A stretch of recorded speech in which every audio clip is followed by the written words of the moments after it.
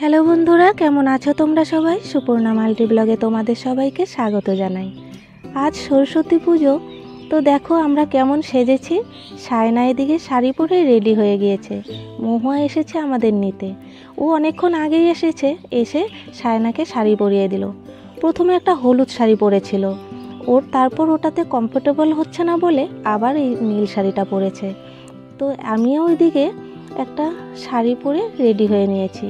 এই যে কানেরগুলো দেখতে পাচ্ছ, এগুলো আমার কলেজ লাইফের, আজ থেকে প্রায় 14-15 বছর আগের। আর এই চুলগুলোও কিন্তু আমি নিজেই কেটেছি। কেমন হয়েছে একটু জানিও। বরমশাই দেখো আজও দাড়ি কাটেনি, আর ও তো পুজো ঘুরবে না, চলে গেল কাজে। আর আমরা এখন বেরিয়ে পড়লাম পুজো ঘোরার উদ্দেশ্যে। ওই যে দেখছো বরমশাইয়ের বন্ধু, দেখো কি সুন্দর মেয়ে বউ নিয়ে ফ্যামিলি সহ ঘুরতে বেরিয়েছে। এই দিনটি কখনো আমার হয় না। কখনো বরমশাইয়ের সঙ্গে ঘুরতে বেরোলেও মেয়ে হয়তো থাকে না, আর মেয়েকে নিয়ে ঘুরতে বেরোলে বরমশাই থাকে না। পুরো ফ্যামিলি নিয়ে ঘুরবো এটা খুবই কম হয়েছে। তবে এসব পুজো পার্বণে কখনোই বরমশাই আমাদের সাথে যায় না।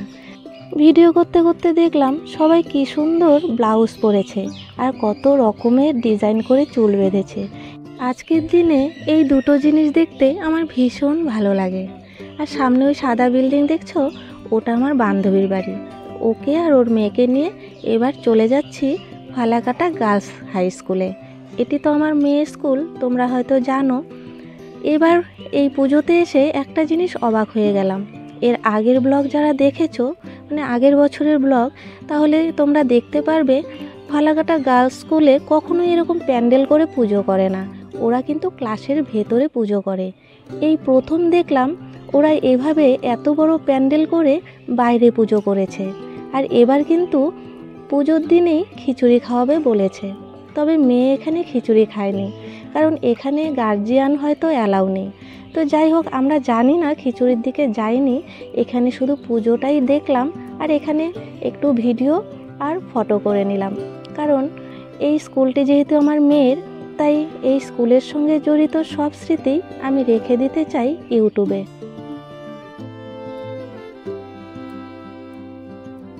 আচ্ছা, আমাদের সবাইকে কেমন লাগছে বলো তো, একটু কমেন্টে জানাবে কিন্তু। এখন আমরা বেরিয়ে পড়লাম গার্লস স্কুল থেকে।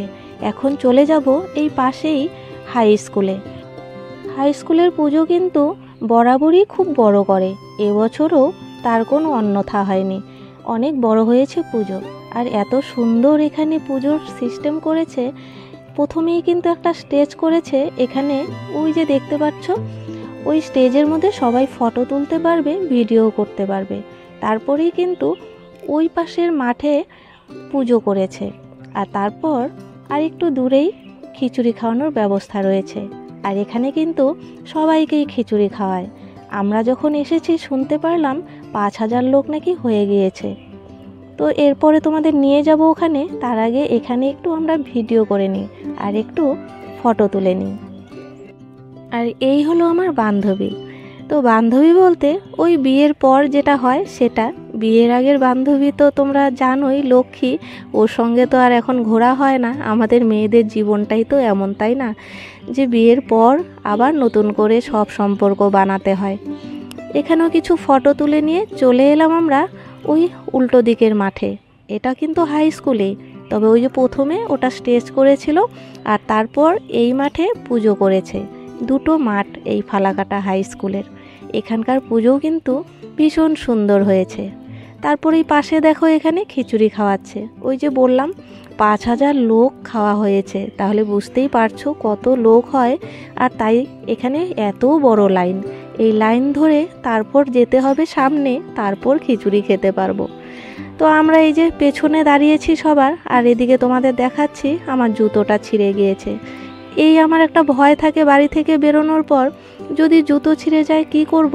আর আজকের দিনে সেই ভয়টাই সত্যি হয়ে গেল। এরপর এই ছেঁড়া জুতো নিয়েই পুরো পুজোটা ঘুরেছি। যদিও বেশি ঘুরতে পারিনি, কারণ বেরোতে বেরোতেই 4টা বেজে গিয়েছিল। তারপর আবার এখানে কতক্ষণ লাইন দিয়ে খিচুড়ি খেতে হয়েছে। আর সেই কারণে প্রায় সন্ধে এখানেই হয়ে এসেছিল, তাই বেশি দূর যেতে পারিনি।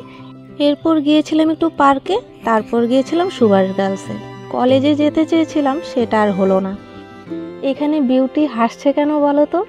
ওই যে দেখতে পাচ্ছ আমাদের থালায় যে খিচুড়ি, 1 হাতা মতো এরকমই খিচুড়ি দিয়েছে এখানে। তো এই নিয়ে আমরা হাসাহাসি করছিলাম যে এইটুকু খিচুড়ির জন্য এত বড় লাইনে দাঁড়িয়েছি।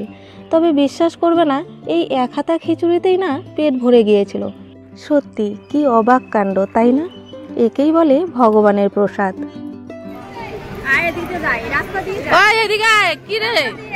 জঙ্গল টঙ্গল দিয়ে যাস কেন? চল এইদিকে। শিশু কোথায়?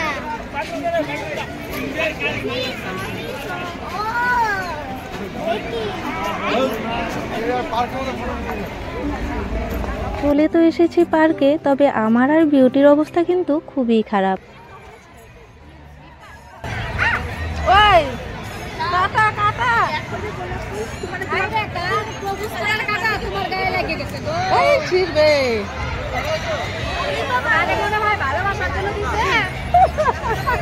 আমাকে একটা দিল। ওই খিচুড়ির জন্য লাইনে দাঁড়াইতে লাগে, খিচুড়ির জন্য লাইনে দাঁড়াইতে লাগে। আর এখানে এসে আরতির সঙ্গেও দেখা হয়ে গেল।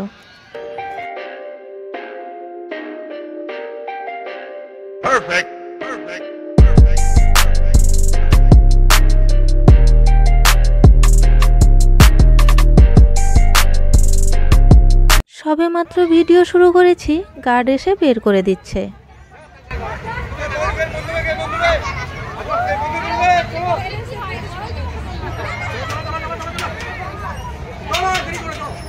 পার্কে এখনো অনেক লোক আছে, কিন্তু গার্ড এসে প্রথম আমাদেরকেই বেরিয়ে যেতে বলল।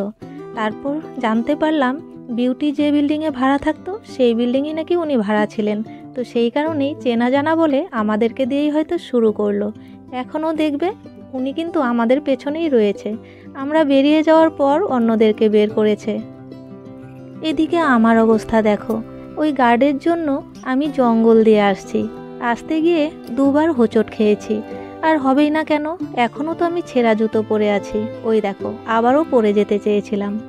আর এদিকে ওরা দেখছে আমি ভিডিও তবুও চালিয়ে রেখেছি, তাই হাসছে।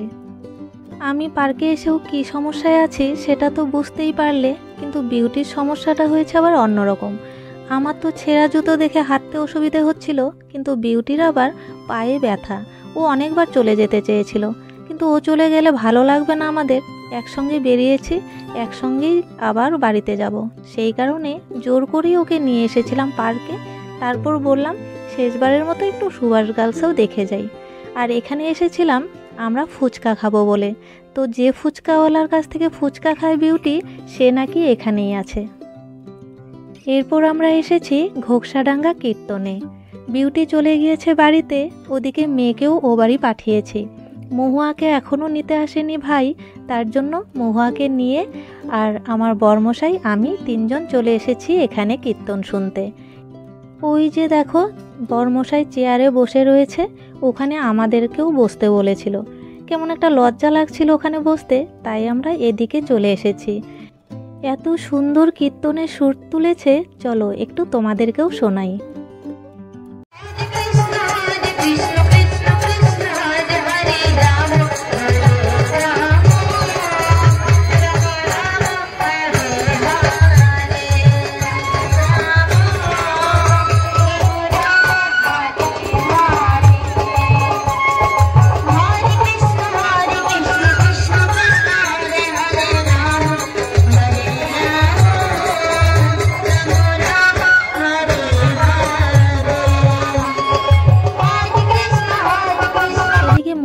আমাকে রেখে বরমশাই ওদিকটায় চলে গেল। আর ওরা এতবার সাদাসাদি করছিল চেয়ার, না বসে আর পারলাম না। আমরা ভেবেছিলাম নিচেই বসবো আর নয়তো একটু ঘুরে আসবো, কিন্তু ওরা কিছুতেই নাছোড়বান্দা। এখানে কিন্তু অতিথি আপ্যায়নটা খুব সুন্দর করে। তারপর এদিকে একটু চলে এসেছি, দেখলাম একজন সাধু বাবা বিশাল এক যজ্ঞকুণ্ডের আয়োজন করে এখানে পুজো করছে। এই দিকটায় আলোর ব্যবস্থা কম হলেও তবুও ভাবলাম তোমাদের সঙ্গে একটু শেয়ার করি এই যজ্ঞটা। এখানে এসে দেখি সাধু বাবা আমাকে ডাকছেন, আর ওটা দেখে আমি ভয় পেয়ে গিয়েছিলাম ভেবেছিলাম আমি ভিডিও করছি বলে হয়তো উনি বারণ করবে, তারপর দেখি না, এখানে মহুয়াকে যেভাবে ওই হাতে সুতো বেঁধে দিল, কপালের তিলক পরিয়ে দিল, আর একটু ধূপ ওই অগ্নিকুণ্ডে দিতে বলল। তো সেগুলো আমাকে দিয়েও করালো। তো যাই হোক, ভয়টা অনেক কমে গিয়েছে। এরপর ওখানে দক্ষিণা দিয়ে আমরা দুজনেই চলে এসেছি। এদিকে এসে দেখি পুরো যেন মেলা বসে গিয়েছে। তবে এত কুয়াশা ছিল যে ভালো করে ভিডিও করা যাচ্ছিল না, তবুও একটু তোমাদের সঙ্গে শেয়ার করব বলে রেখে দিলাম। তো চলো একটু খাওয়ার এখানে এসেছি। তো এদিকে আমরা কিন্তু প্রসাদ খাইনি, প্রসাদ প্যাক করে নিয়ে গিয়েছিলাম বাড়িতে। অনেকটাই রাত হয়ে গিয়েছে, আবার ঘোকসাডাঙ্গা থেকে তো ফালাকাটা পৌঁছতেও হবে, তাই না? তো চলো ভিডিওটা এখানেই শেষ করছি। যদি ভালো লাগে একটা লাইক করে দিও। সবশেষে দেখো বর্মশাই কিন্তু দাড়ি কেটে ফেলেছে।